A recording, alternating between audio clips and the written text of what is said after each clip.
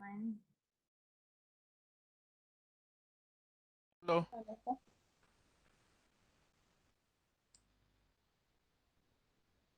Hi, Chris and Alex. How are you? Fine, thanks. Your volume is a bit low. Okay. Is it much better now? Yes, yes, I can hear you. Okay. Perfect. How do Thank you you. turn on the video?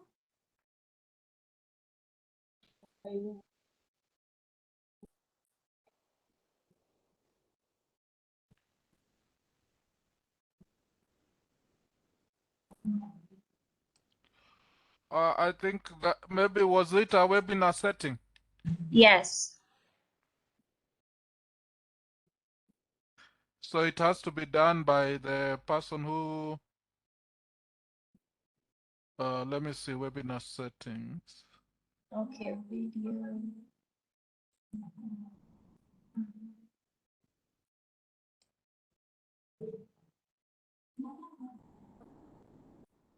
Vanessa, is it Yes. possible to stop the recording and start recording once the session starts? Okay. Where is I it? think, Sally, you'll have to double check your volume. It's a bit low, eh? Yeah. Okay. Is it much better? Yes, it is. Okay. Yeah, sure. Thanks. I'll just speak louder. Okay. Spending time to join us at this end of the week. It's a Friday, but it's always good to end the week on a very positive note, and especially for those of us who love learning. They say there is no end to learning. Life is a lifelong learning journey. And so for me, it's a pleasure. I am connecting way deep in the village, but very happy that technology has allowed us to enjoy this humanity. No wonder our slogan is technology for humanity. So this really proves what it is that we have all volunteered to do. I want to thank the team that has put together this webinar to teach us, as I said, we are all learners here, on how to write award-winning proposals in IEEE. In particular, we have the call that is there under site, and it would be good that we see as many applications going through from Kenya because our needs are diverse. There are very many. And so in advance, I really want to thank the team that has volunteered to take us through the learning. In particular, I know, Alex, you have really done a fantastic preparation. That I know from behind the scenes. Sally, thank you so much for always being there. I'm looking forward to hearing also from Chris. Herbert is here with us. And of course, you, Vanessa. You guys have all been awesome. And as the Kenya IEEE chair, I really wouldn't have asked for a better team to be working with, to be taking Kenya to the next level together. And so for me, I really want to keep this extremely short. It's my hope that once we learn the tricks and the ropes that we need to pull, that the team here that is training us will remain available to help review our proposals to make sure that we are able to meet all the requirements and that by the time we are submitting, there will be almost no rejection from what we shall be submitting. Otherwise, I want to thank you all for your time, and let's pay attention and make this a very participatory session so that we can all learn and grow together. Thank you so much, and I want to take this back to you, Vanessa. Thank you so much, Esther. For that, I will request Sally to assist me with sharing the slides, and we can proceed. I would like to introduce our attendees to our panelists for the day, and then we can proceed to the next presentation.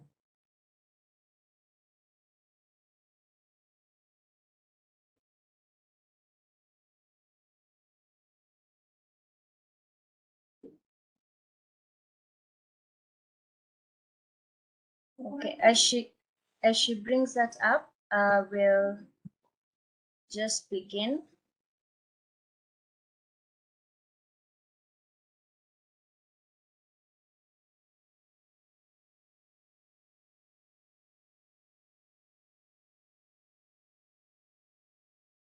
Okay.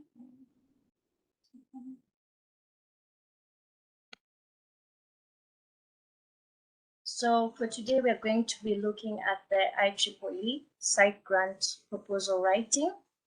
And our areas of focus today are going to be on the application process, budgeting and documentation. And we are going to have the review process after proposal submission. The attendees will be able to know what happens in the background after you put in your effort, you've done your proposal and you've submitted it. What then goes on into explaining, or rather, what do the reviewers look for to ensure that they select the best proposals to proceed to be funded. After that, you're going to have the project implementation and reports. It's good to know what are the best practices in which our members can implement their projects. And thereafter, you've implemented your project. How then do you go forward to report what you did and also provide evidence? And lastly, we are going to have the project partnerships. It's very important. You can't be a one-man standing, so it's very important to have these partnerships when it comes to implementation of the projects. And after that, we're going to have our Q&A session. But today I'm going to be the moderator. My name is Vanessa Kawira Iriri. I'm the current site chair, Kenya section, and a graduate student member of IEEE. I'm also a program director at Ashpool Africa Initiative and an associate consultant at Ubuntu Development Solutions. Our first panelist is going to be Sally Musoni. She's a woman in Women in Engineering lead for IEEE Africa Council, Women in Power East Africa Council, Women in Power East Africa representative for IEEE Power and Energy Society, and the IEEE Region 8 SAC Women in Engineering corresponding member. Sally is also the county design and construction engineer at Kenya Power, Kitui County, and she's also the founder of Ashpool Africa Initiative. Our second panelist is going to be Alex Watila. He is a senior member of IEEE, member of IEEE Site Operations Subcommittee, which review formation of new site groups globally. And he's also the chair of Computer Society within Kenya section. He's also a consultant for information systems, ICT for development, quality management systems, and information security management systems. The next panelist is Chris Murimi. Chris is an IEEE student member and a final year industrial and textile engineering student at Moi University. He has served as the past chair of IEEE Moi University student branch. Chris has also led the IEEE Moi University site team in the development of the Smart Kibanda projects, and also an IEEE HSC funded project which aims to improve the traditional Kenyan retailing outlets. He has also volunteered in other side projects in Kenya, such as the Elimu Safe COVID-19 project, among others. Lastly, we are going to have Herbert Lwanga. He is the current chair of the IEEE Site Steering Committee and past chair of the IEEE Uganda section. Herbert is also the director of innovation at Nobel Science Foundation and a social entrepreneur who values and champions humanitarian activities. I hope that you all enjoy the session. I'm going to take it back to Sally, who's going to begin the first presentation for today. Thank you. Thank you very much, Vanessa, and good evening, everyone. It's a privilege to connect with you today, and thank you for joining us in this session. The role of the session or the theme is on IEEE site grant writing proposal. However, I'd like to point out that we are not just going to focus on IEEE because there are some aspects about grant writing that are quite universal and will be beneficial when you're submitting a proposal within and even beyond IEEE to any funding entity in which you are interested in. The presentation will take an overview of going through 5 main areas. That is the application process for successful grant submission, preparation of your budget, documentation, and after your project has been funded, what are the key areas or highlights to look into for a successful implementation? And finally, the final reporting, because the final reporting is the critical area in terms of funding to give you the credibility that you need from your donors. On the application process, we look at 3 main questions. You need to ask yourself, before you even say, I want to apply for a grant, ask yourself, why am I doing this? What is this grant going to do? And what is the impact? And when you look at the 3 main aspects, then you'll come up with your project or the title or even the idea that you'd want to fund. Because with grant writing and grant submission, the key area is impact. Why are you doing this? What do you want to do? And what is the impact in terms of transformation to the community and the society? Secondly, you need to identify the thematic area for the particular grant. We have different themes that different funders put forth for us to consider. I've just given some examples like COVID, what happened recently or in the recent past. We have technology, because when it comes to IEEE, then IEEE is big on technology and humanitarian values and humanitarian activities. Those are some of the things you can look into. The other areas is in terms of education, when we talk of education access, quality education, and all that. And we have the SDGs. Various SDGs have different grant writing proposals, and the themes can be endless. So first, you need to identify what is the thematic area in which this particular funder is interested for participants to submit the funding proposals in. Then, run through all the essays. When you run through the application process, there are the key areas that the funder will mention that you will need, or the essays that you need to highlight, things like how are you going to go about it, how will you implement this project, what is the impact, what are you aiming to address, why is this of interest to you or to the community around you. These are some of the essays or some of the processes or questions that will come across in your submission.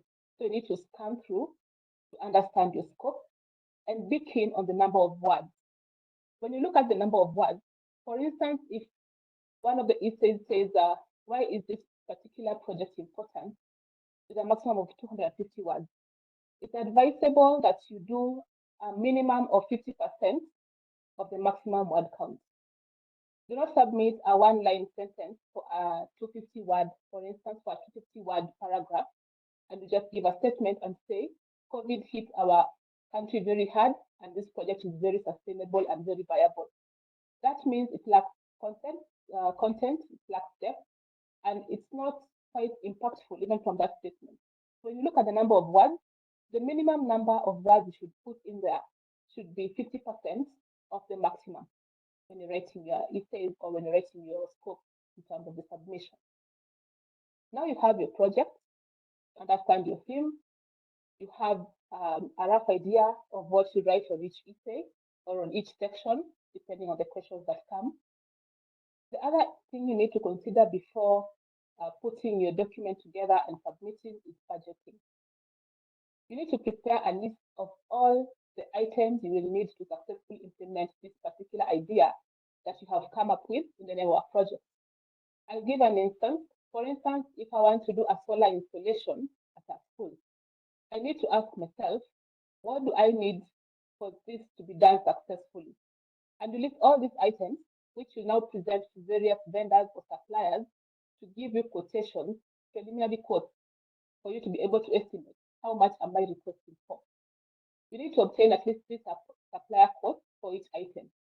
The importance of this is that when you are obtaining supplier quotes, you get the current market value. The value, let's say, of a t-shirt or of a solar panel, if you go to the same example that we began with today, is different from the same value of that particular panel 5 years ago. So it's always advisable you get the present market rate from 3 different suppliers for you to be able to get the actual budgeting amount. Third, develop a supplier metric for all items you provided. Let's go back to our solar installation project. I say I want to install a solar. I'll need the battery backup. I'll need some branding. I'll need some flyers, some publicity items, throw in there photography and all other things that you might consider for a successful project. We have admin costs. We have technical costs, anything. Here you're allowed to go wild in terms of the imagination. Get different suppliers to do this quote for the same item, at least 3. And now here you develop a supplier metric for you to be able to differentiate between the suppliers. And what is of most importance, in grant writing, they will give you the currency to use when making your submission. The common currencies are the US dollars, the British pound, and some instances you'll have the sterling pound and the Canadian, very, very few instances, especially when you're making submissions to embassies, they will use their currency for that particular country. When you're writing your budget, indicate the rates that you are using. Let's go with a simple one of the dollar. If I submit my proposal in 2018, I'll say my dollar rate is 100 shillings to the dollar. Today, I'll give a rate of 125 shillings to the dollar. That makes a very big difference. So you have to indicate clearly the forex rate that you are using or the conversion rate that you are using in terms of the local currency in which that particular project will be implemented. In our next slide, just a sample of the budget format. This sample is what is used in the IEEE site HSC proposal. And it's similar to what you can use to any other grant writing proposal. And the key aspect that you need to look at first is to define your project title, which is what we mentioned in our first slide when we talked about the areas or the things to consider when coming up with a project title. You need 2 columns when budgeting. You need your income and your expenses. The income is the amount that you are requesting for, which will be a ballpark figure. So depending on the limits that have been set for different finances, let's say you can request up to a maximum of $5,000. You can request up to a maximum of $40,000. So that amount that you would want to request is what comes in at your income. The expenses, on the other hand, is the itemized budget items that we pick from our suppliers. So if I am to give you $1,000 in terms of your income, can you show me in expenses column how you are going to spend each and every coin against each item to total up to $1,000? That's what it means. Such that your column for the income and your column for expenses should tally. But remember, your expenses could be more than your income in one instance.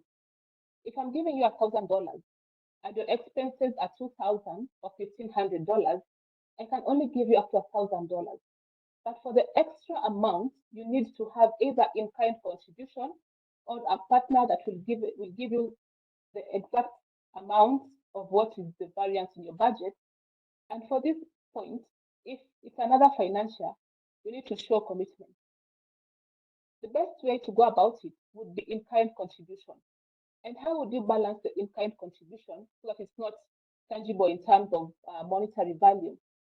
When you're working or doing a project for the community or an institution, or even to assist a certain area, the members of the community or the school or the institution can give certain items in kind. For instance, when you have things like transport, when you have things like meals for the volunteers, that one can be in kind contribution. You quantify that in your budget, but you put it under the expense of in kind contribution. And with that, you're able to balance now your income and your expenses to be at the same amount in which you are requesting for. Now, I mentioned about developing a supplier matrix. So the first table is a sample of what you need to, what you can identify in a supplier matrix. So number one is you give the name of the supplier, the item in which they have quoted for, and the amount. You know, when they're providing the question, they'll give you the item description, the quantity as per your request, and the amount they're charging per item, and the total amount. So the matrix can have several columns depending on what suits your budgeting, or it could just be a lump sum amount. If you decide that one supplier will do solar installation, going back to our example, the second supplier is doing branding, and anything branding from books, pens, t-shirts, flyers, banners, and you assume that you'll use one supplier, then you can lump up that into one. And if you're using another supplier for transport and for the panels to site, if you need transport or logistics for volunteers, if you need milk, so you can lump items depending on your interest, or you can still split each item. For instance, when we go to branding, a supplier can give you an item for notebook, and you pick another person for t-shirts, you pick another one for transport of panels. So depending on what is flexible and according to how much you want to manage the resources of a supplier or vendor. And then you give your comment. Now, after you have your supplier matrix, you'll have a long list of at least 3 people for different items. Now you narrow down to the final selection, and now you have a simpler matrix. The simpler matrix is in the sense that it will now have less people. For instance, for my solar panels, I have 3 vendors who are giving me different quotations. On my summary matrix, I'll have the one vendor I have selected to supply me with the panels. And here on the last column, where you're indicating your comment, you have to give your reason as to why you picked vendor X against vendor Y.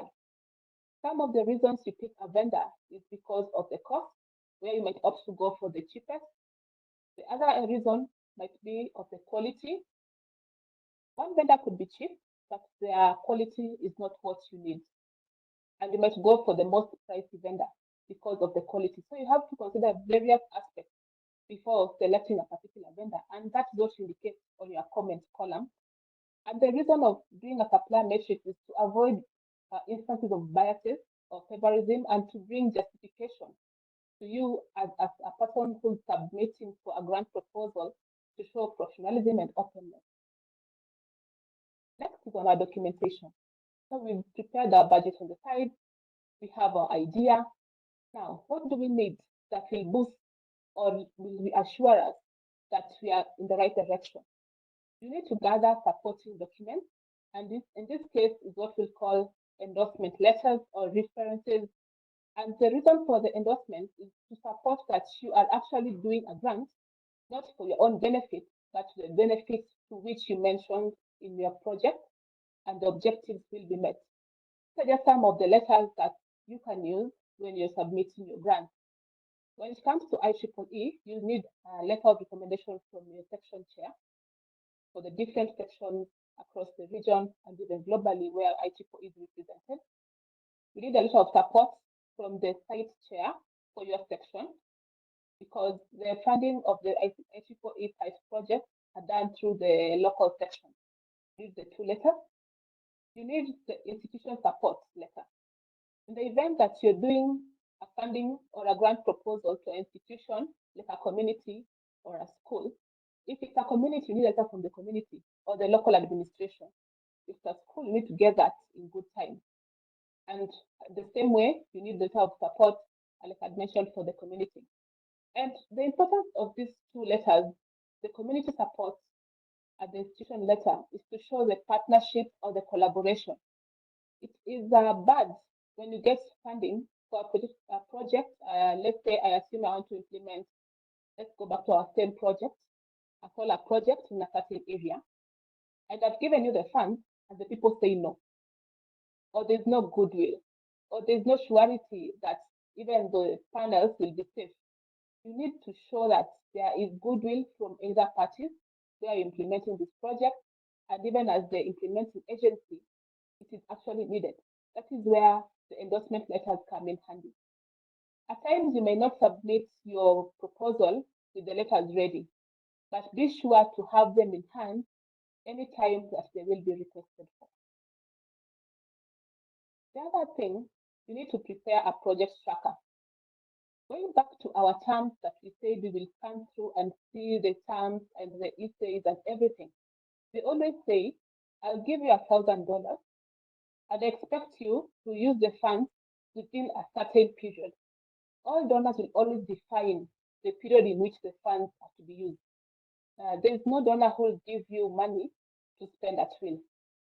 And you can't lapse beyond the agreed timeline without valid reason. So it is important that you have an idea of a tracker. Ask yourself, if I said I need $1,000 and I'm given, and the donor says you need to implement this particular project in 3 months, what do I need to put in place for me to ensure that as soon as I receive the funding, I begin rolling out on my project implementation? So you work backwards from the final timeline and indicate in your proposal, in your document, what you aim to achieve over certain periods of time. That has to be very clear. In the event that you are not able to achieve that, the communication or the feedback channel has to be very clear. You have to indicate why and who will you be communicating to. This is a sample of a tracker, a simple tracker that you can use in terms of preparing for your project implementation. Number one, ask yourself, what is the output or what is my desired outcome? The difference between the two is that output is tangible and the desired outcome is intangible. If I want to install solar, the panels are a tangible commodity. That's my output. I'll have to indicate how many number of panels do I need and what is the size of the panels I will need. And then ask yourself, you remember when you talked about the impact, this is now the desired outcome. What will be the impact of me doing this solar to this community? If it is to a school, I expect the students maybe to study for longer hours. I expect improved performance. Those are intangible results that should be part of your tracker. The next item is the indicator. So I said I want to do 8 panels. What is the indicator that will show that I am on track with my output? Will be the actual installation of the panel. And how can I calculate this? I mentioned in my output, I need to install, let's say 8 number, this rated panels in this institution. So the indicator is the number of panels. And how will I calculate this? Is the actual items installed. And the actual column, most of the time we leave it blank because that is filled after you have been funded. Because now that will be a count of, I said I want to install 8 panels. So at the end of the project, how many panels have I installed? Because there's a flexibility. If I want to do 8 panels, I could go down to 4, or I could go down, or I could go up to 16 and vary a number of components. And that is where the actual count will come in and will give a comment as to why there was that variation in your implementation. Because the project proposal may vary from the actual project implementation, which is allowable. We have a certain percentage that is allowed in terms of variance. Then you need to have your source. How will you measure that you have actually achieved your outcome? And you have in this column is where you define your period of measurability. You could say daily, monthly, at the end of the project cycle. So depending on what you're doing, if you are donating, let's say food stuff to an institution, you cannot measure that, let's say at the end of the year, and you're doing monthly delivery. Then that means you'll have to evaluate or measure your source monthly. So that varies depending on the kind of project that you're doing. And finally, the most important of all is who's responsible for what. If I talk about the same example, I'm doing solar. So who will be in charge of following up with the vendor for solar installation? Who will be in charge of the branding? Who will be in charge of the final reporting? Who will be in charge of maintaining this particular tracker to ensure that everyone is on set and everyone is on target? And who will be in charge of looking at our objectives? Are we moving in the right direction? So we need to break it down to all these small items and assign responsibility among your team members. And that is also part of what you submit in your proposal. The other thing you need to look at is the risk analysis. When you're doing your site proposal, you'll have documents to indicate that these are the potential risks, these are the mitigation measures. And the first thing you ask yourself, what is the risk? What will prevent me from achieving my installation? For instance, COVID, which was a risk in our most recent past. We have issues of logistics. You have issues of human resource. You have issues of non-compliance or non-commitment from your team members. All these are risks that you need to analyze one by one.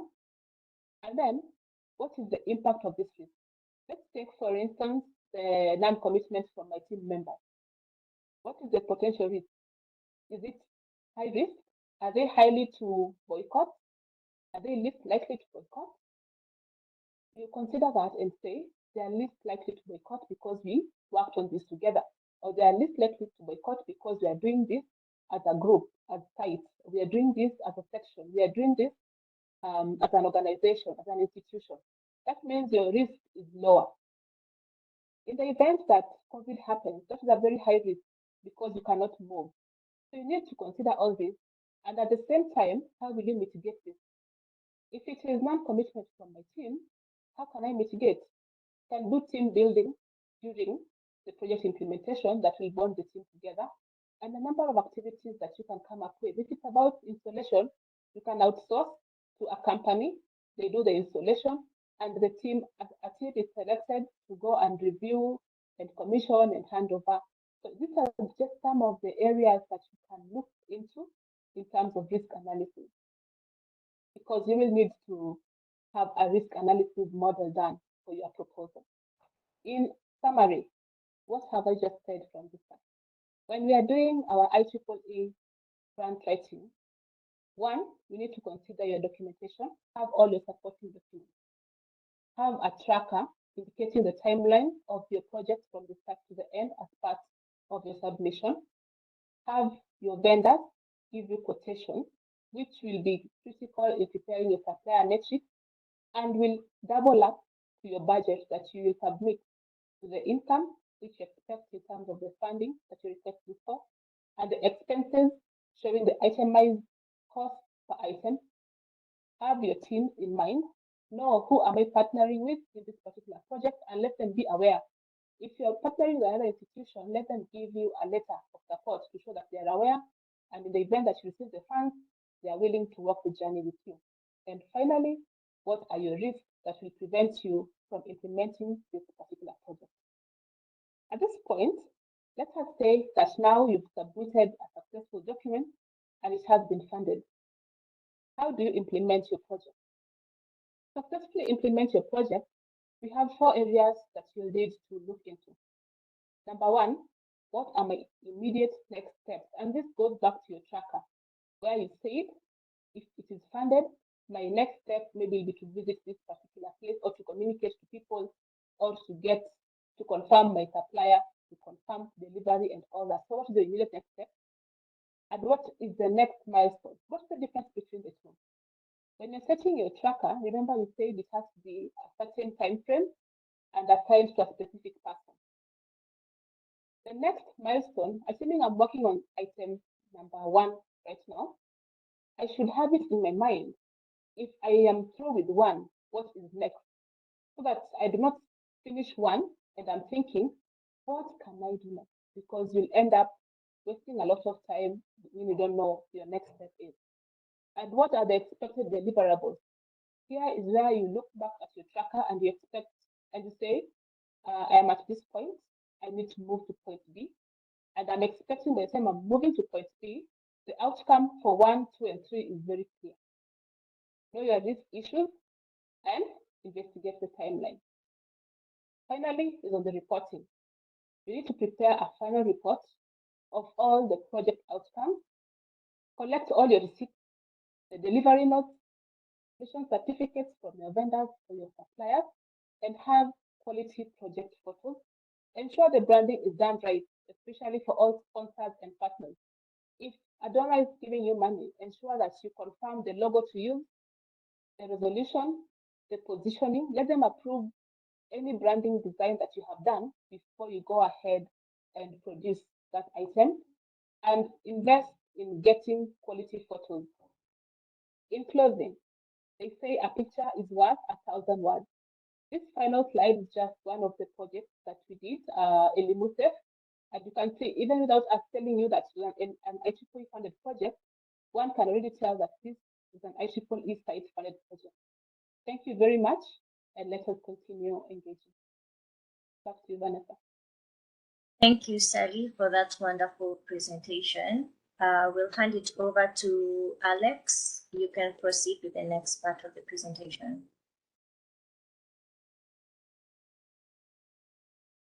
Good evening. I hope you can hear me. Yes, we can. Okay. So as Vanessa had introduced me, I'm Alex Watila, and I will be taking you through the process your project proposal goes through after you submit it.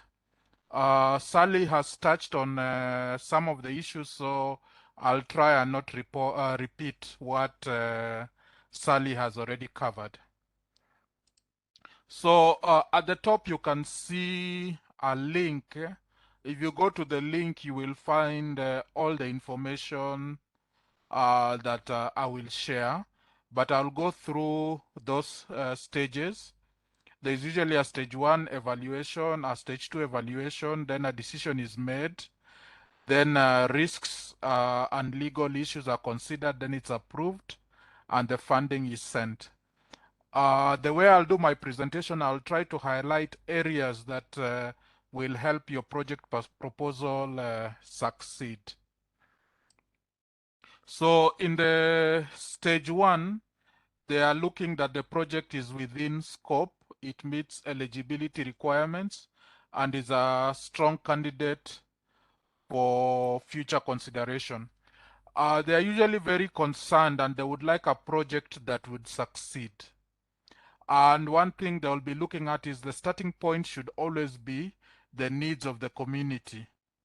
And Sally had mentioned this about getting letters. You can get letters of support or letters of intent. They don't want to give you money, then when you go to the school, they find you don't have permission to do the project. Again, as I mentioned earlier, the project must focus on people first, rather than focusing on the technology. So there's a concept called design thinking, and I think IEEE has run some webinars on this.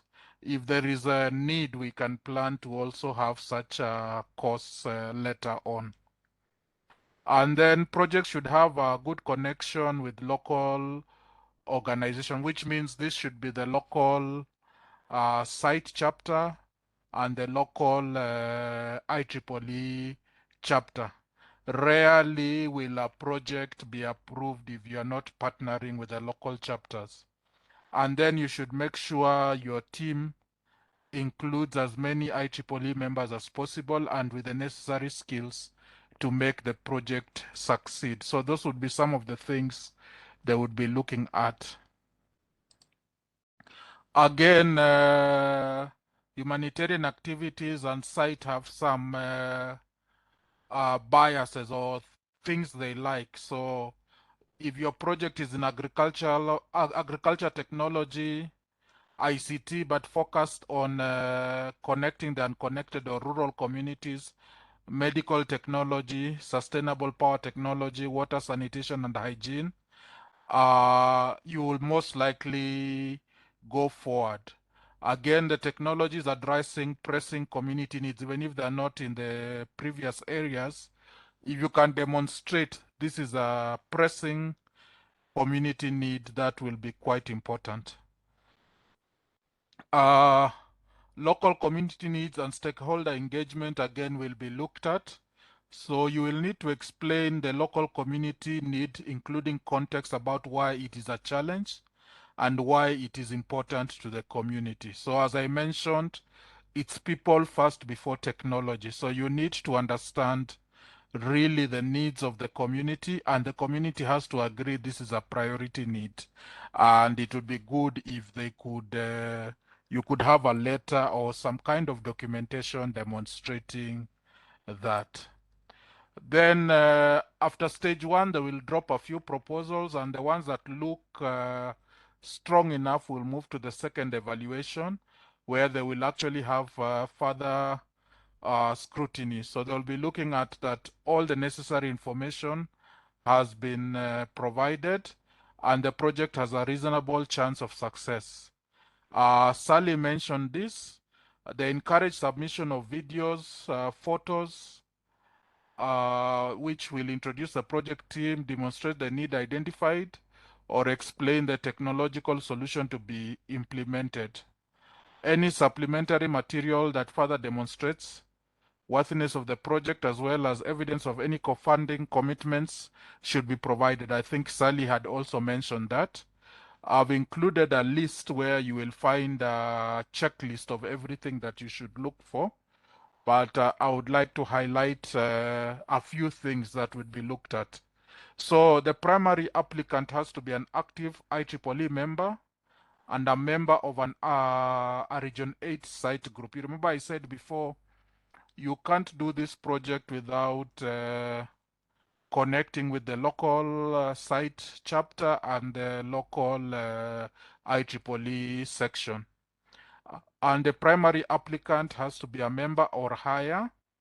And they have to be, when they say in good standing, that means their subscription has to be up to date. For this Region 8 call, it has to be between $1,000 to $3,000. But in other site projects, sometimes they go up to $5,000. But for this particular one, it's between $1,000 to $3,000. So if you request for less than $1,000, that knocks you off. If you request for more than $3,000 in this particular call, that will knock you off. And then you have to have the correct information of the IEEE organizational unit. In our case, it will be the Kenya section.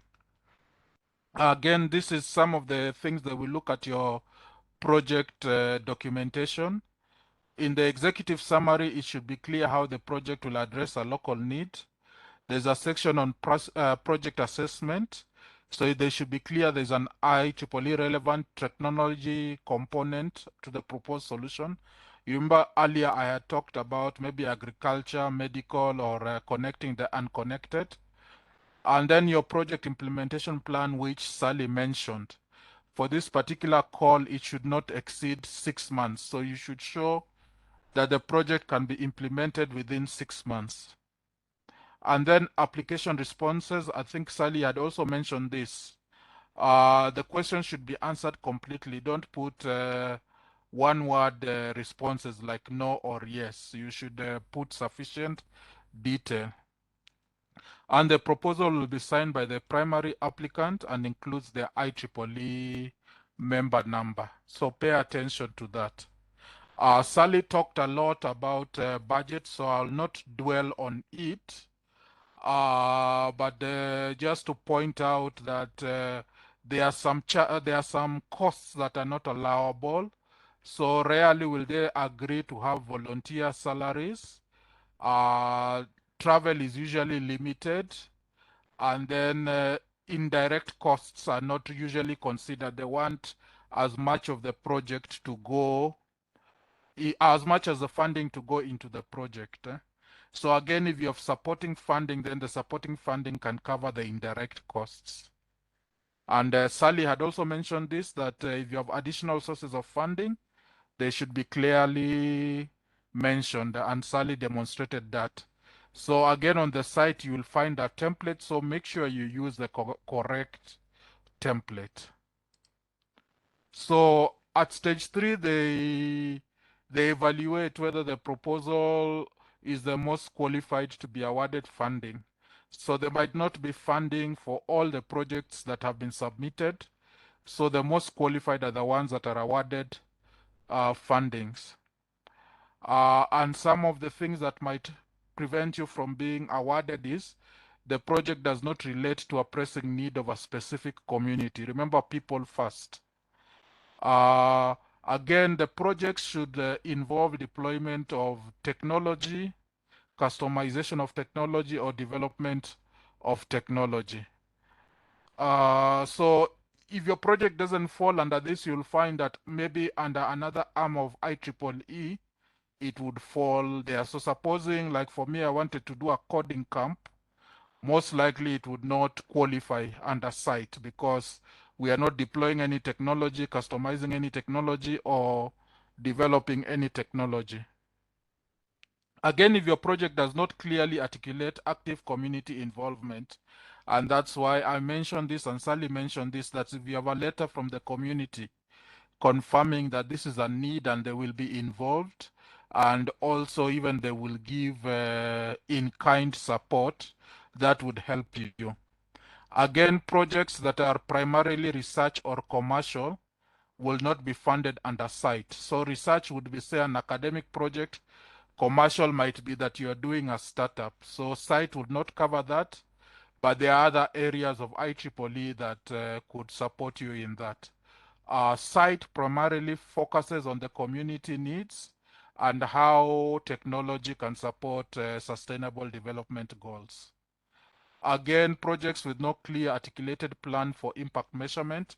I think Sally had shared a template that you can use to make sure you have done that. Again, make sure your proposal is not incomplete, so fill everything. Does not meet the attributes of projects considered. I had mentioned that. You have to follow the award amounts that the call is requesting for. Again, if you have another site project that you have not completed, you cannot be given another site project. So for each member, you can only be involved in one site project at a time. So you have to finish one before you can start another one.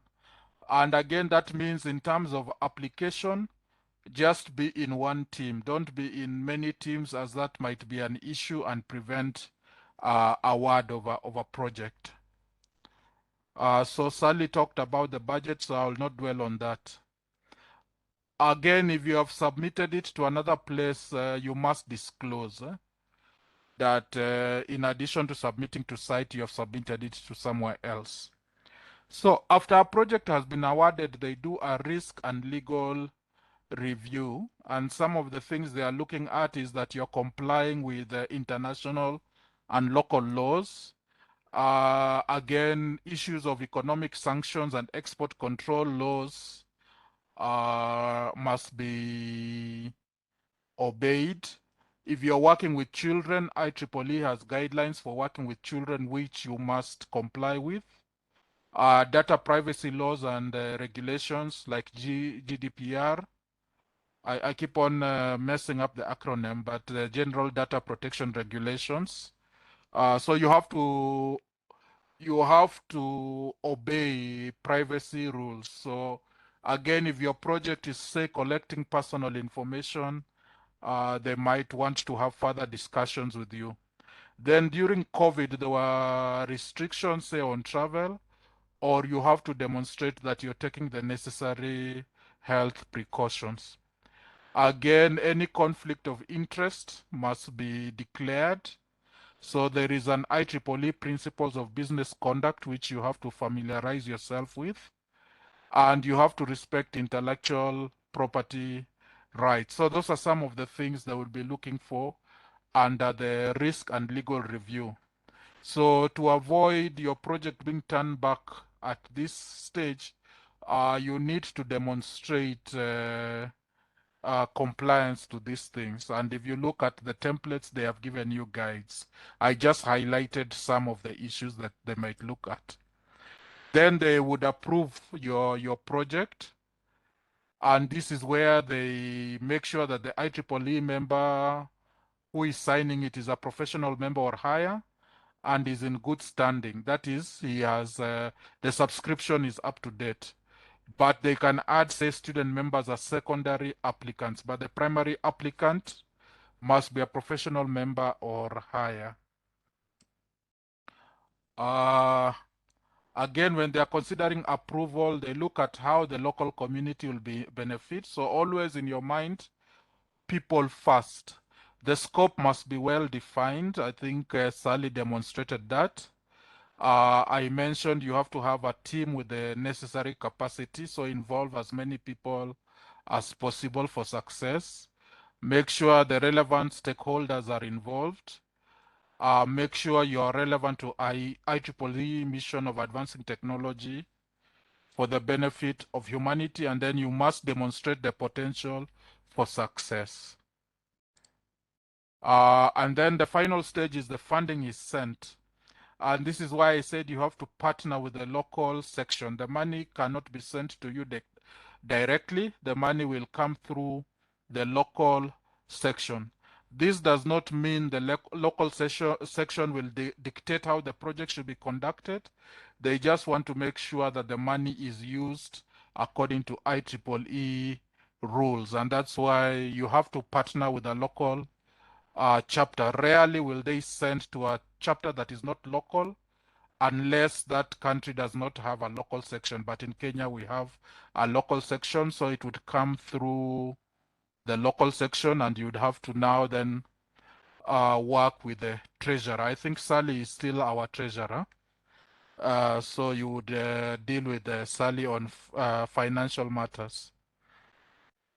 And as I mentioned earlier, the site projects prioritize direct project costs. And if there's any travel, there's an IEEE travel and expense reimbursement guideline that you have to follow. And they say since that the projects are local, the travel costs should be minimal. So you have to come up with a project that does not require too much travel. You have to be local to the community so that travel is a minimum. And then the funds sent must be used within 6 months from the approved project start date. I think Sally gave more details on that. Sally touched on this, but once you have started on the project, reporting is very important. So you will have to be submitting a monthly report. At the end of your project, you will have to do a final report. And occasionally you might get requests for updates, and you have to provide those updates. And then Sally had mentioned about impact. So even up to 3 years after the project, someone might come and want to know how is the project going. So be prepared for that. So I've come to the end of my presentation. Thank you for listening to me. Thank you, Alex, for your presentation. That was very informative. Up next, we're going to have Chris, who just recently concluded their project for the Kibanda kiosk. So he can tell us more about that. He can tell us his experience on the project implementation, some of the challenges that they faced, and the lessons that they've learned from that. Welcome, Chris.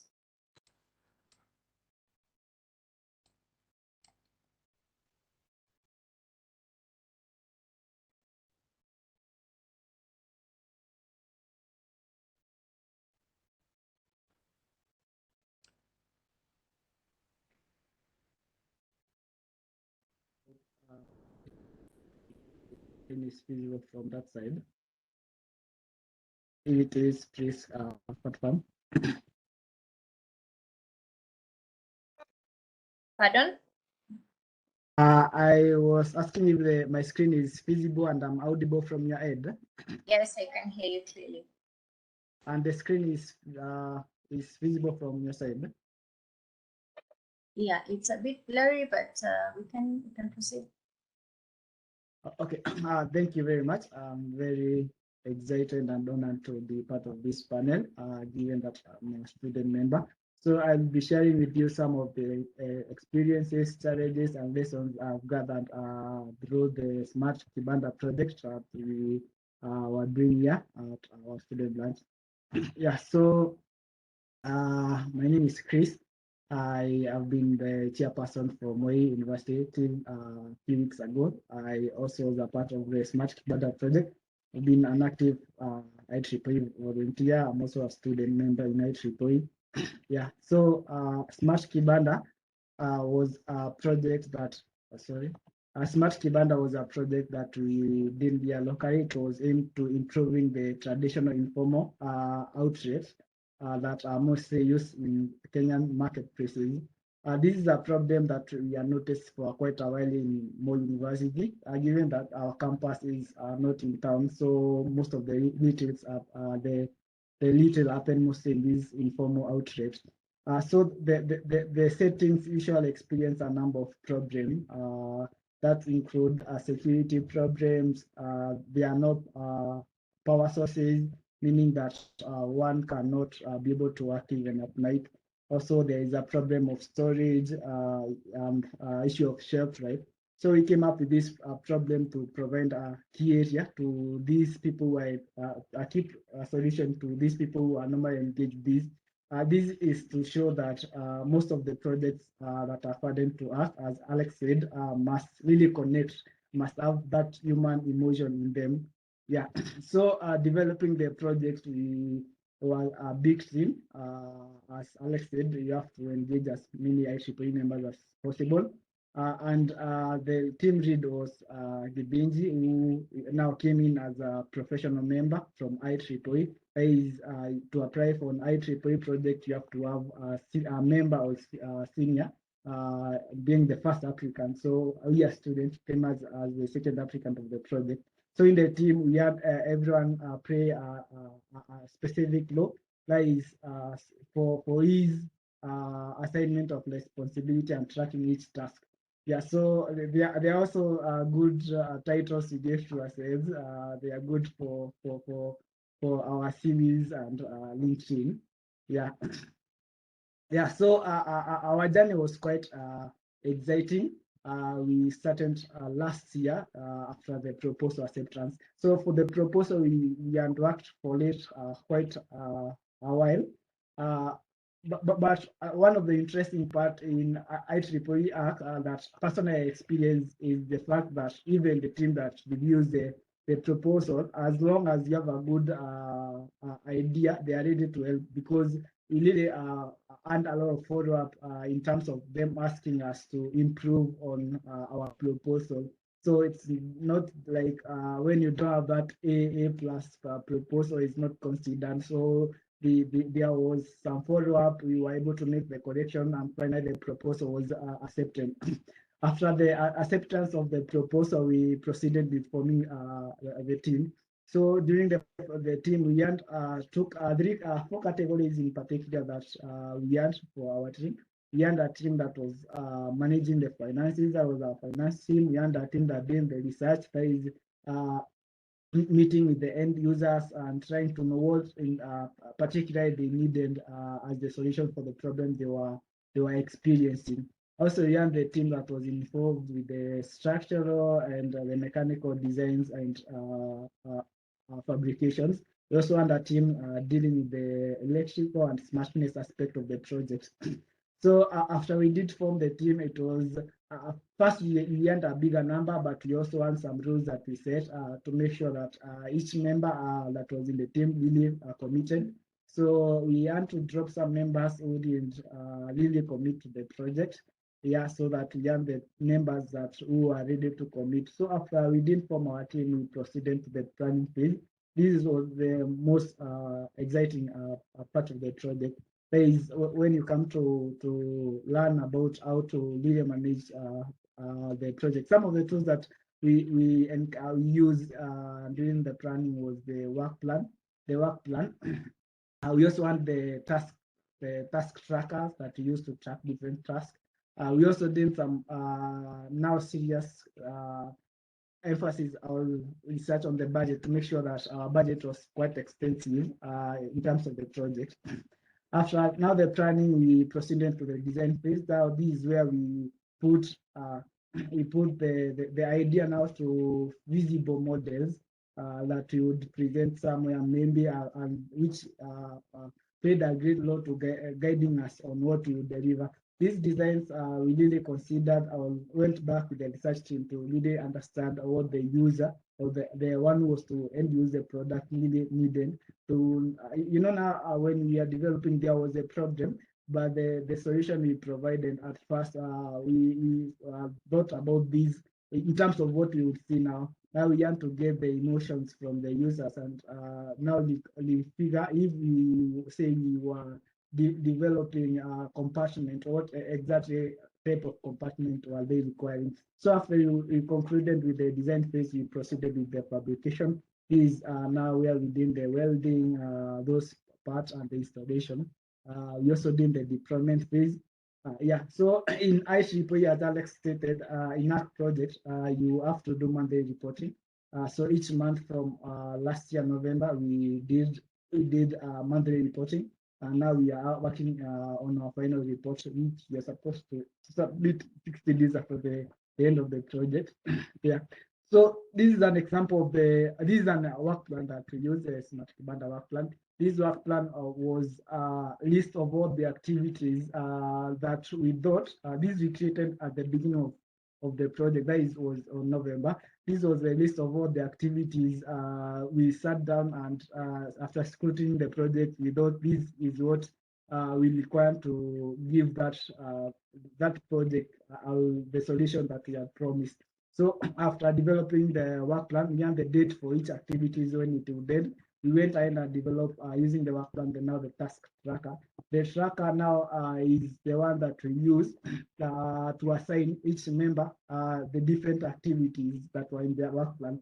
So if the activities say the deployment would be completed on February 20th, we had a member who went assigned. So after every reviewing, we would go back and see which activities are pending, which are behind schedule, and we maybe follow up with the members to know what actually was the problem. So we also had well-defined budget. The budget was we did this budget with consideration even of the smallest aspect the project the project will take. For example, there are some of the costs that people exclude when doing projects. For example, the traveling, and now there are the small things you'll note that you will not include, maybe the small nuts and bolts. So we really trying to use our designs to come up with a better budget. Also, we also kept this budget as a live document, so we kept now updating it in terms of how we implemented to be able to monitor our expenses, so that we were able to track whatever we have stated is what was actually going in terms of the budget. Yeah, so we also and the designs. Our project was quite extensive, so we had the structural designs that included the structure, the compartment in the structure. We also have the power components of the project. Yeah, so this one we developed in the third month of the project, now for the planning phase of the project. Yeah, so these acted as a clear guideline to now with the design, you're able to know what actually do you need to develop this project. And these designs, as I said earlier, we are really considering the end user, the economics of the end user, yes, things like those, and how this was effective in terms of cost and applicability to the solution of the problem that we noted earlier. Yeah, so after doing the designs, we enter and fabricated and deployed our product. As you can see here, these are the outside part of the first in the light, the outside of this was during the deployment when we were now doing the cement or the concrete works or the drawing works of the product.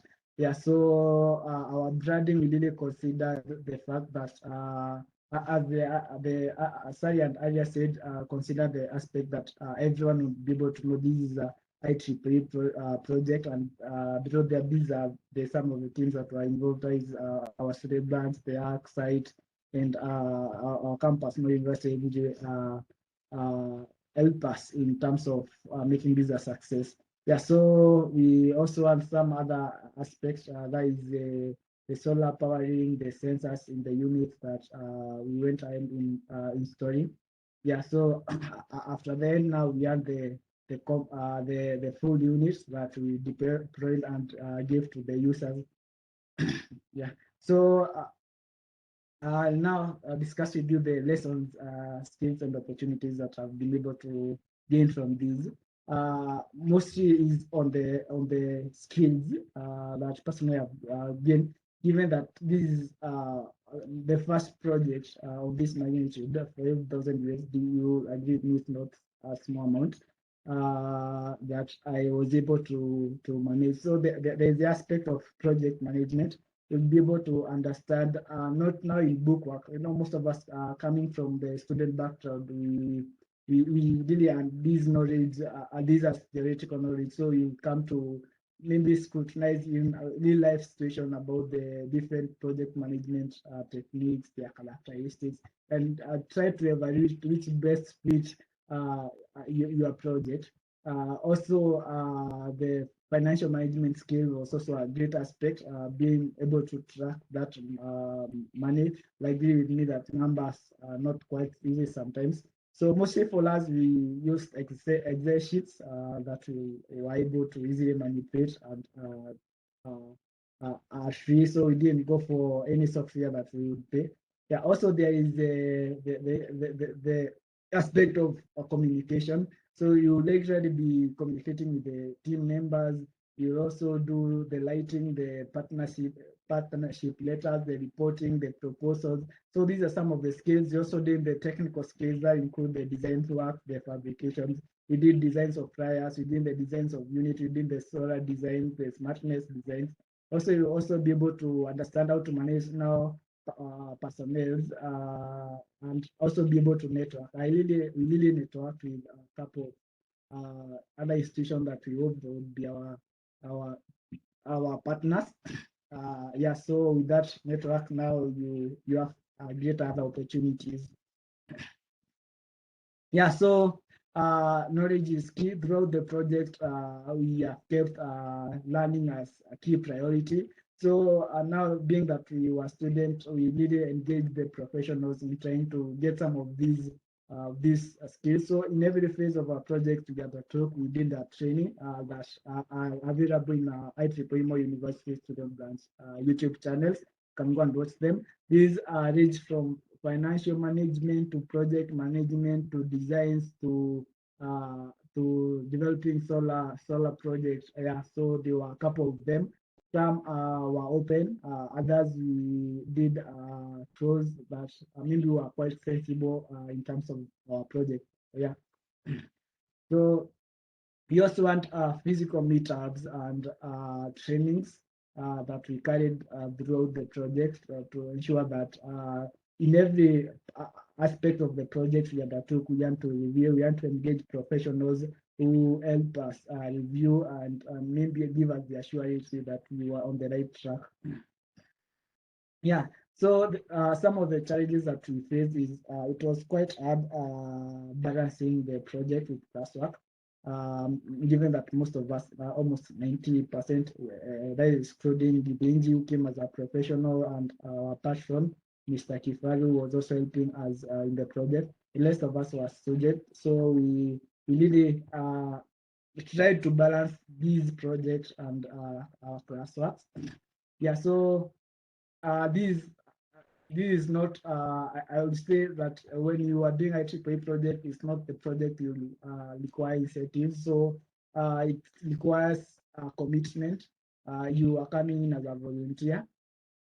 Yeah, and we really had a lot of engagement. We had like 2 meetings every week. We had a meeting on Saturdays when we assign different tasks, then we review them on Wednesdays on the progress of that. So it was quite interesting and engaging. We also had challenges with commission members, as I said earlier. So we had this principle that if you missed 3 meetings with no genuine reasons, we would drop you to make sure that you work with people who are committed, who want to see this project as a success. Yeah, also the biggest challenge we have had throughout the project is the delays with some of areas we were outsourcing. So at the beginning of the project, we grouped our activities in terms of which we were able to buy, which we were able to make from ourselves, and what we were outsourcing. So some of aspect that of the project that we were outsourcing, for example, the welding. So we realized we were much engaged. Most of us were much engaged with exams, also that sort. We we we outsourced some of those skills, the welding and those fabrications. So you will agree with me, the Kenyan those Juakali sectors don't really keep their words. So you have a term, and maybe later you will find that they have cleared, and now you will receive some excuse. That has been our biggest challenge in our project, having to deal with that. Now you set a plan for your activity. You be able to end this at this particular time, but now this person will be able to delay that, and you won't have that in expected time. Also, there has been a problem with market fluctuation. Is why we kept our budget as arrive as possible, because now due to Corona, you agree with me, after the shutdown was removed last year, commodities have been constantly increasing in price. So it has been quite a challenge. You go and find the market price of our steel is 700, and after 2 weeks it will be almost 1300. Also, there was a problem of first time encounter. Most of us were students, so it was we had needed to take time to really understand what particular was needed of us. Yeah, so the achievement and successes we have celebrated so far is on the impact. The fact that we have provided a solution that to a problem that has disturbed our community and lost for quite a long time, and seeing the community itself appreciate. The day we were installing the first unit here, we and a lot of feedback from the community. Everyone wanted a similar unit. That's what. So it feels good. The fact that people really appreciate. Also, the power to change. You see, every time you pass through that unit, you feel that ownership, that you want that charge of providing the change, and you took it. So you also have the global recognitions. We have and recognition from photonics. Yeah, so and a lot of inbox asking about the same. So it also feels good, the fact that people are recognizing these, and yeah. So we also have gain of skills, as Aya said. I'm now quite confident that the next project I will be undertaking, it'll be quite easy for me, because now I know how to maneuver through. Also, we have used this as a membership development for our student blood. So we have seen some members really come to appreciate about IEEE, the fact that we are doing these as students. You know, in a student is quite massive. So people really want to be associated with IEEE. So you have seen a substantial increase in membership. Yeah, so these are some of the photos. These are photos we took with one of our users that we able to give the unit. This was before, when we were doing our first research. Also, we were able to present this idea in several expositions, and quite interestingly, one most of them, and it felt good. Yeah, so thank you very much. Would also like to encourage all of you to try this time. Thank you very much. Back to you. Thank you, Chris. Wow, that is quite a story. Thank you for sharing that with us. We're so glad you could join us, and thank you for sharing your experience and the lessons that you've learned. I will now hand it over to Herbert Mwanga. Welcome.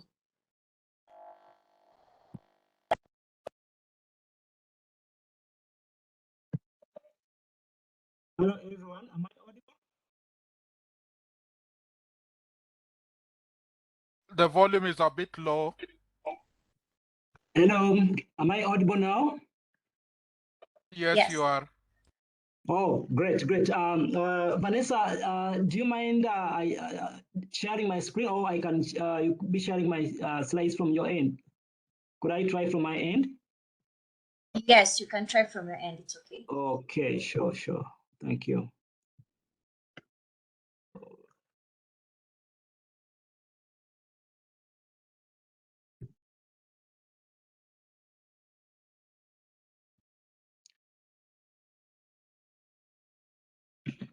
As the screen comes up, let me begin by thanking Vanessa and the entire team for putting this together.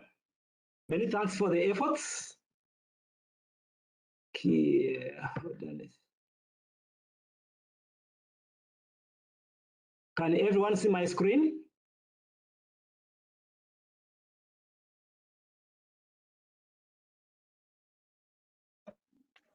It's still coming up.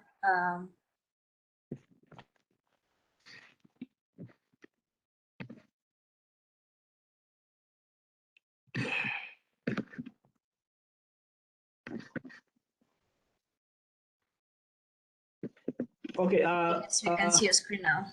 Oh, great. Once again, thank you, Vanessa and team, for the entire efforts of putting this event together. And thanks so much for inviting me. I also take this chance to thank the presenters. Thank you so much, Sally, Chris, Alex, and for Chris, kudos to you and your entire team in implementing such an awesome project. My name, as Vanessa has already informed us, I'm Ranga Herbert, and I'm currently the chair of the site steering committee. And I'll take you through a few slides regarding partnership implementation in project implementation. I thought I could also begin by taking us through on what IEEE hack is all about, as well as site. In brief, IEEE hack usually reports to the IEEE Board of Directors and provides leadership as well as a suite of resources that inspire and enable IEEE volunteers around the world definitely to carry out and support all impactful humanitarian technology and sustainable development activities at the local level. HAC's work usually focuses on these four thematic areas. One, raising awareness through engaging in outreach efforts so that existing and potential IEEE members get to know how they can use their technical skills for social good. HAC also looks at providing training, and this is usually done through educational materials and opportunities to allow humanitarian technology and sustainable development activities participants to obtain the necessary skills. To date, there are over 540 plus individuals who have participated in the hack and site courses on the IEEE Learning Network. So I encourage us all to take some time to visit that the IEEE Learning Network for such training opportunities. HAC also looks at supporting humanitarian technology and sustainable development activities through, like, for example, funding. An example is the project that Chris has just presented. And from 2016 to 2020, HAC has awarded over $2.6 million to about 329 projects and events. In 2021, only HAC and site received a record number of about 385 proposals from 45 countries and funded 92 projects from 22 countries. Another key area of focus that ACS looks at is creating sustainable development community. This is through collaborations within and beyond the IEEE.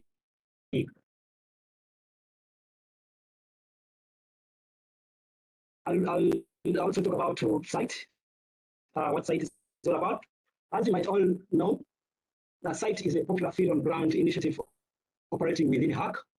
And site is a global network of IEEE volunteers, usually partner with underserved communities and local organizations to leverage technology for sustainable development.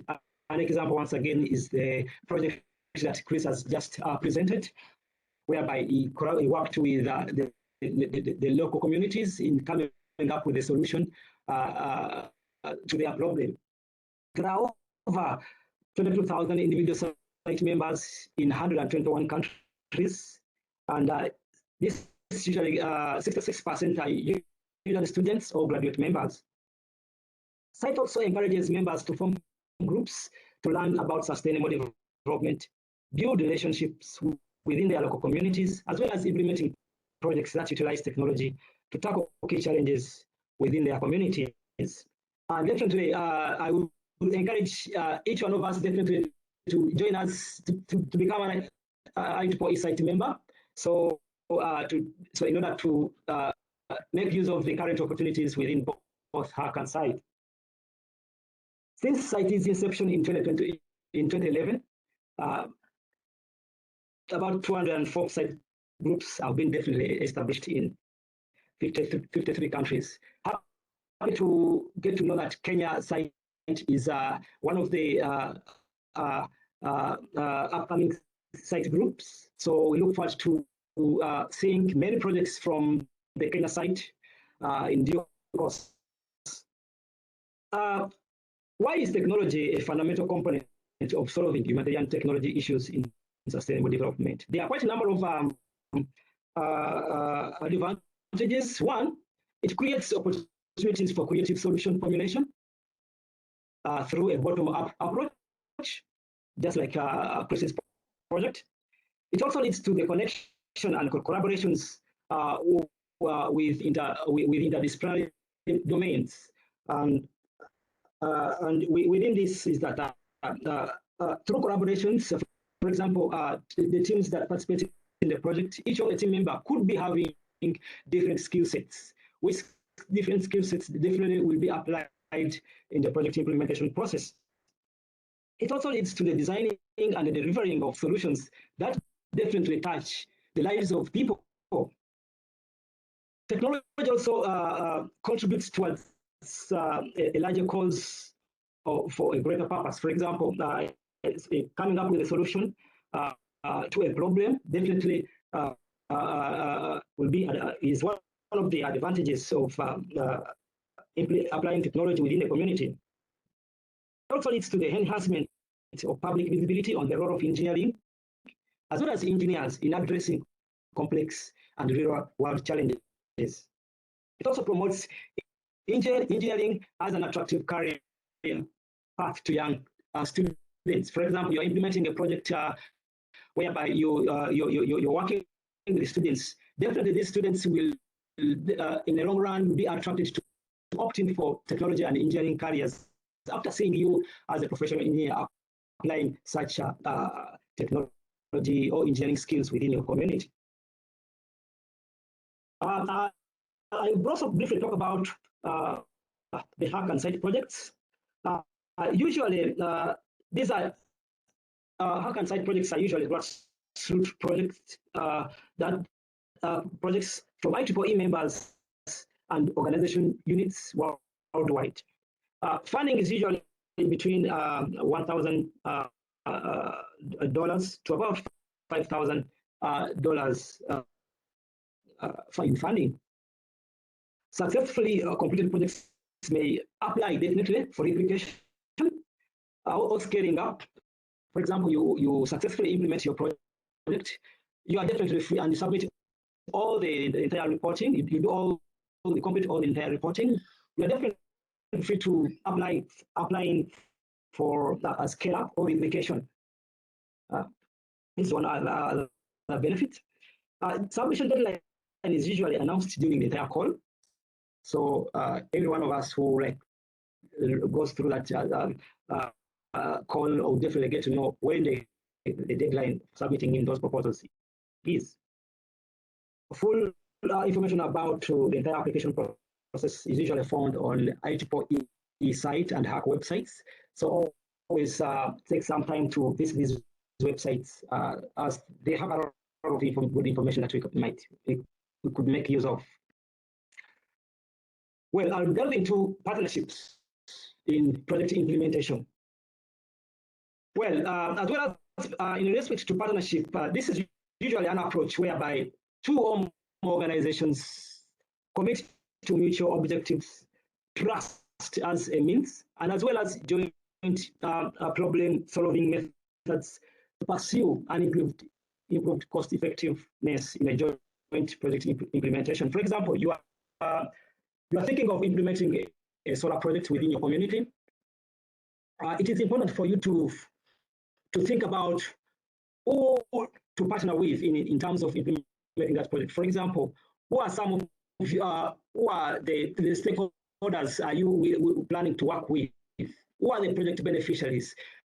Are you looking at bringing on board a co-funding partner? Let's say you are looking at installing a solar system in a school, or in a school, for example. Definitely, it is important to think of that particular school as one of the key strategic partners, because without them, definitely, it will be quite challenging for you to implement such a project without that project beneficiary stakeholder. It's also important to look at the community. Who are the community? Because usually these are the key beneficiaries, the stakeholders, the target beneficiaries. So it's important to always put them into consideration as key partners in terms of project implementation. Partnership is what definitely we need for a problem.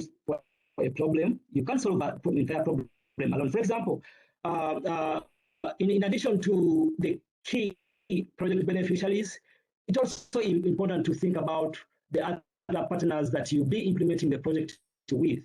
You could be having a particular skill set, which skill set may be applied in a particular section of a project. At the same time, the project might need some other skill sets for it to be successful. So it is important for us to think about who are the other partners that we can bring on board in order for us to have a successful project. Partnerships usually allow two or more organizations to combine their strength, resources, perspective, knowledge, networks, as well as reach to solve a shared challenge in order to seize a new opportunity effectively. In this case, you bring someone on board, for example, as a key partner, they will definitely come with the different skills. They'll definitely come up with, they could as well come up with different resources, as well as ideas, which ideas and resources, as well as skills, will definitely lead to the success of the project. We could also look at some of the stages of partnership development. One of the stages we could look at is partnership strategy development. For example, before you can create a successful partnership, you need to develop a clear strategy. And this definitely looks at establishing the problem that, for example, you are planning to solve. And then basing on the problem that you're trying to solve, try to try to map your team or the key prospective parties or partners that you think could be having a particular interest in that problem solved, as well as those who might be having a particular skill set that you would need in solving that particular problem. Partnership opportunity mapping, definitely here we'll basically look at both, basically look at the entire local and as well as international networks. But for the case of our projects, site and hack projects, definitely, because usually these projects are definitely implemented within our local communities. So it is important to map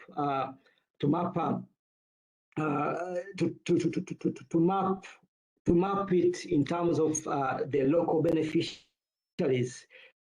And usually this involves using tools like systems thinking. Here you will be able to understand what kind of capabilities partners the targeted partners that you wish to collaborate with, what other skills they have, what kind of opportunities that they could come up with, and in the long run, definitely it will lead you to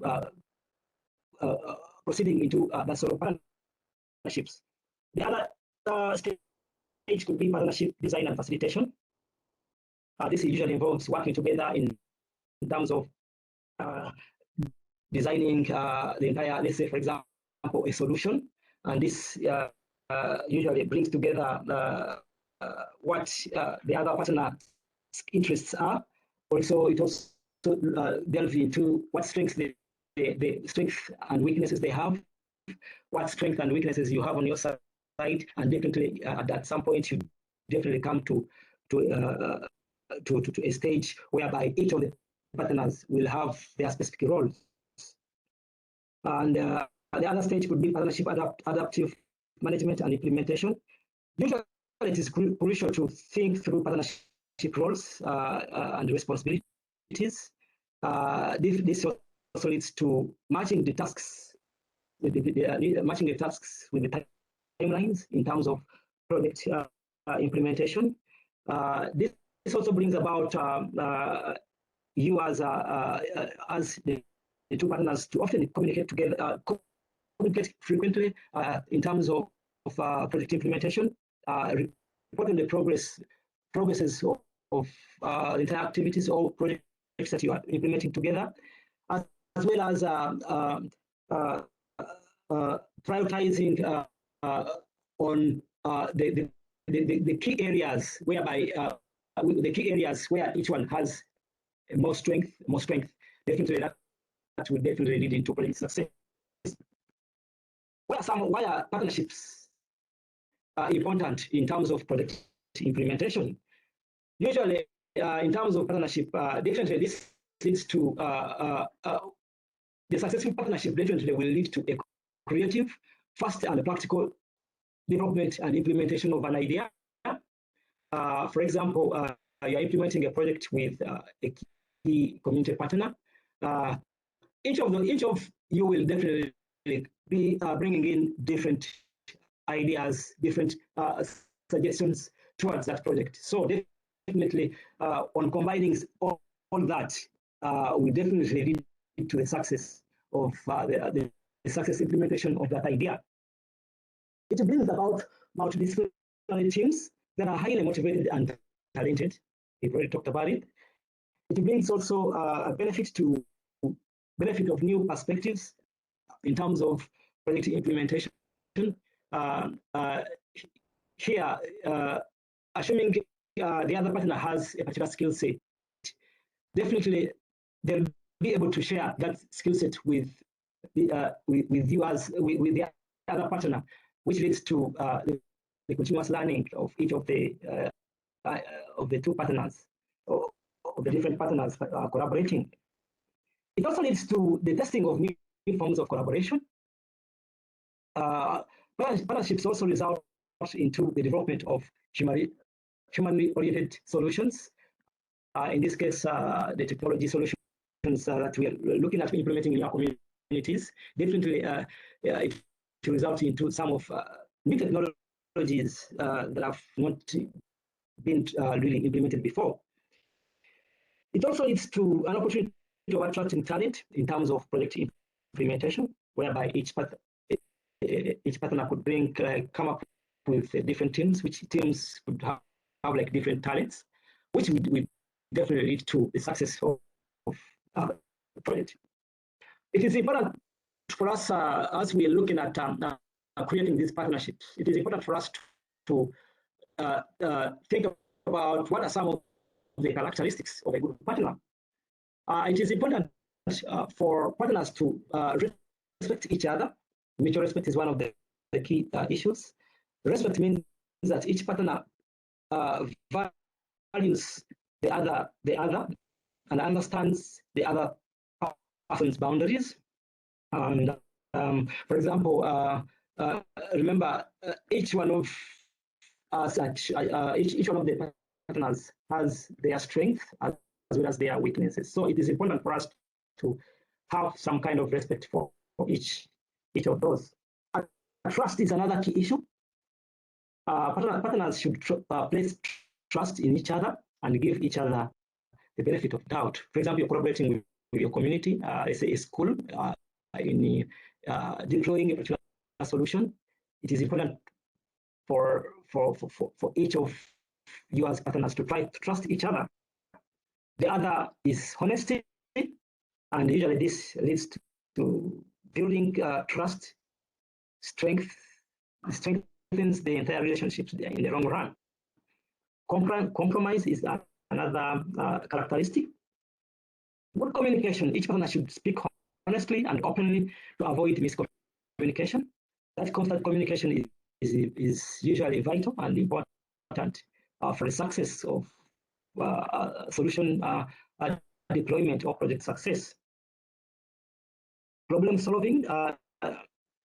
Partners can learn to solve problems as well as identify solutions by breaking a problem into small parts. For example, if we're developing a technology solution, a complex technology solution, is to divide to divide roles as well as divide activities, and whereby in that respect, each partner could implement a particular set of activities, which could definitely towards the end of the project be combined in the long run to lead to the success of the project.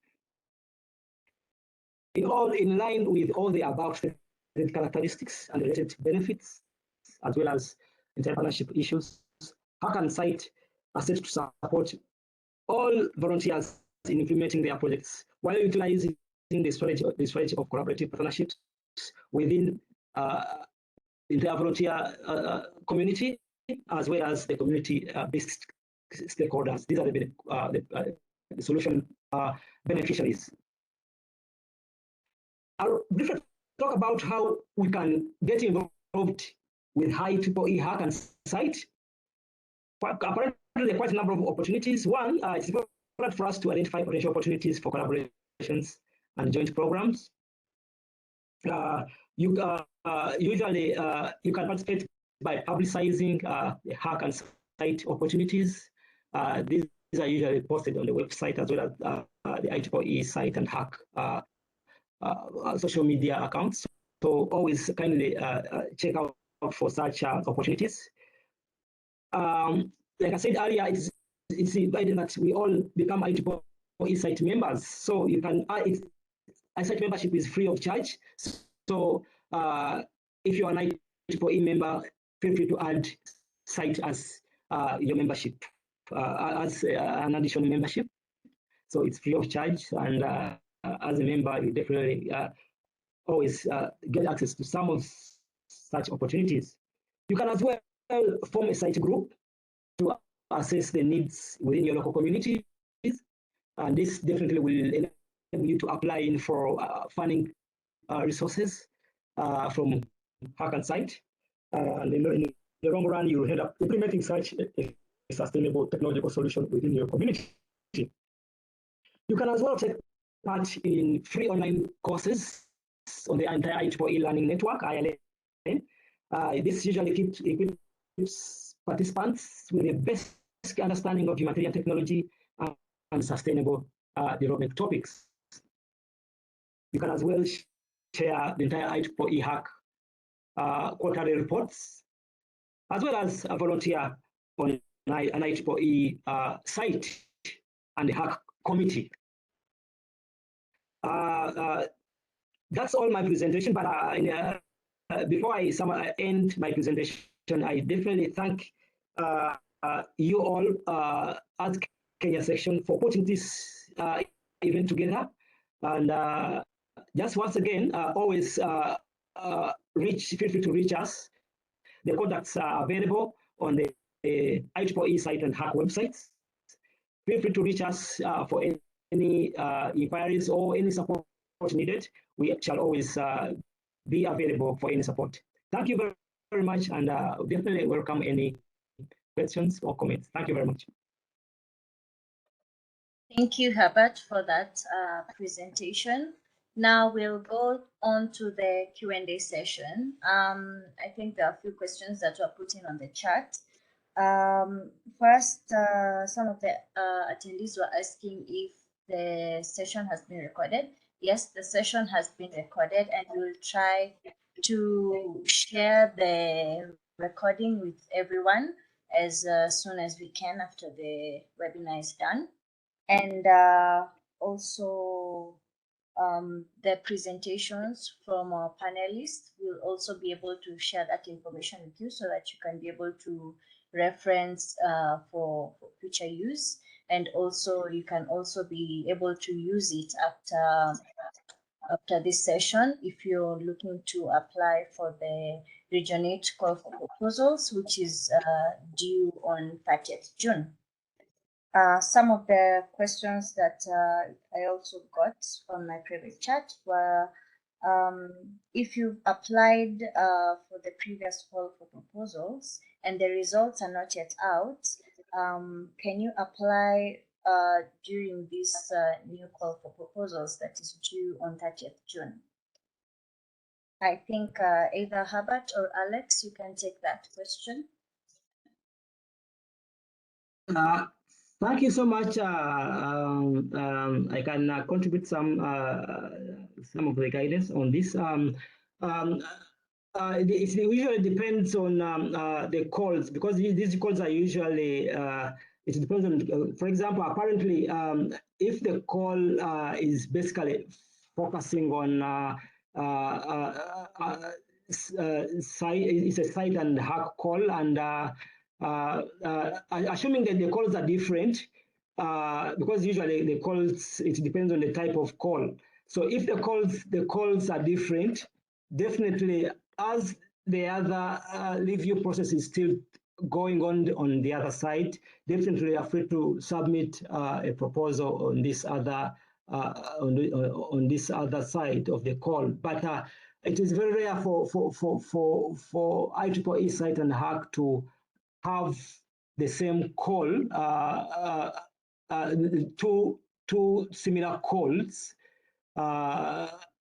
before results are out from the previous call. So usually the call, if site and hack makes two different calls, definitely that appears to be different calls. Like for example, earlier in the year we had hack and site calls. So apparently the results of that particular call is yet to be out. So the second call and respect to that particular call will be definitely out after the result of the first call are out. So this other particular call that is ending on 31st is definitely a different call. So we are free to submit in proposals, even if the results of the first call is yet to be out. In other words, the calls have got to be different. I don't know whether this comes out clearly to all of us.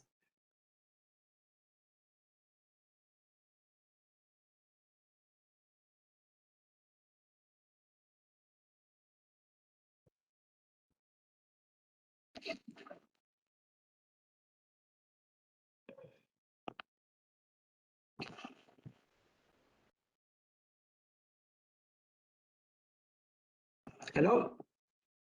Vanessa, please check your mic. I think Vanessa, you're muted. Sorry. Thank you for that. I wanted to say that that answer is quite clear. Just in addition to that, if they call in other words, you cannot submit two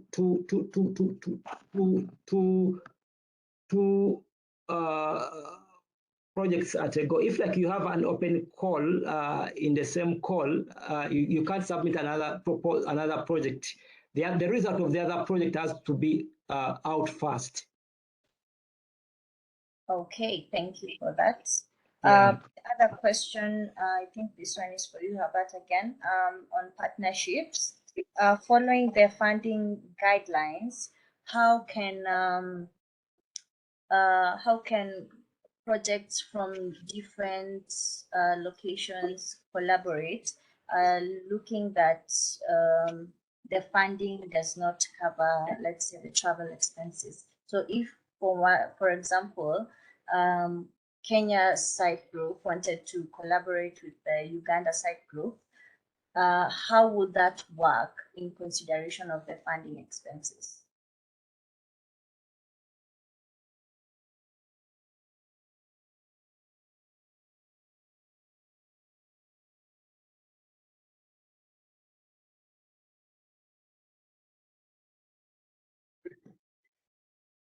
Herbert, are you still there? At the moment, we encourage Yes. Usually, we encourage members to implement projects within their local communities. Because if you look at the funding support that Hakan site usually looks at, is between $1,000 and $5,000. So that amount is usually may not cater for trans-border kind of projects. So we usually encourage projects within the local communities at the moment. Okay, thank you. I don't know if we have any more questions from the participants. If you have any questions, just drop it on the chat box and we can answer. I think we're 3 minutes past time. Then we can close. Maybe another issue, Vanessa, that I can add on the last question, we could also encourage knowledge sharing. For example, if Ieee Kenya has implemented a project within Kenya and probably Uganda would wish to replicate that project, definitely it is possible that Ieee Kenya can share some sort of experiences with the Uganda team or Tanzania team, so that they can definitely replicate the same project within their localities. In that case, the Uganda site team members or Tanzania site team members or even any other site team will definitely replicate the same project solution within their local communities. So that knowledge sharing and is usually encouraged and networking, yeah. Okay, great. And since you're here and you are the site chair, could we expect any opportunities of bringing site groups within the African continent together to share knowledge, as you're saying, and to network as well? Yeah, definitely. That's one of the key issues that we could look at probably before the end of the year, whereby definitely this will definitely have a lot of impact in networking as well as solution and technology replication. So thank you for bringing up that. That's one of the key issues that we could look at before the close of the year. We could organize something in that respect. Thank you so much, Vanessa. Great, we'll hold you to that one.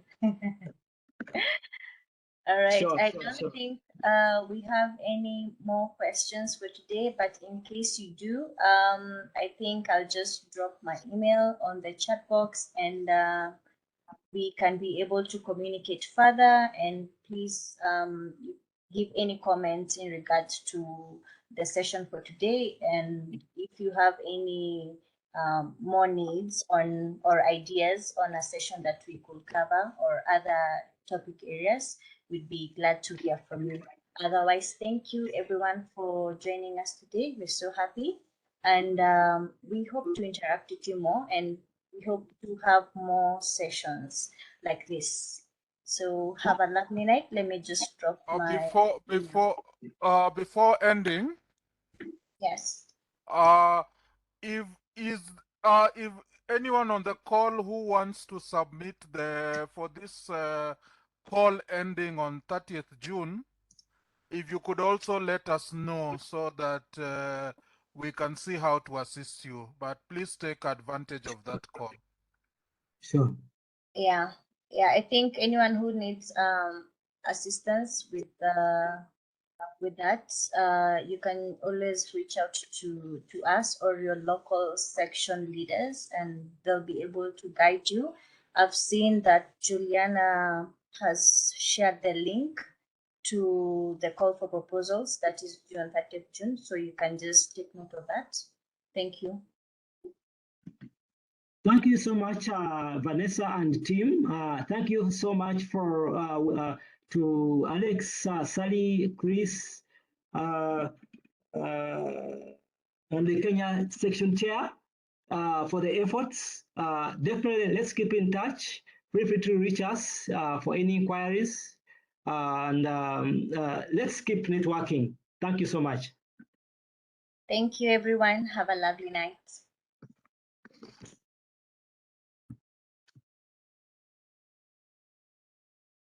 Everyone.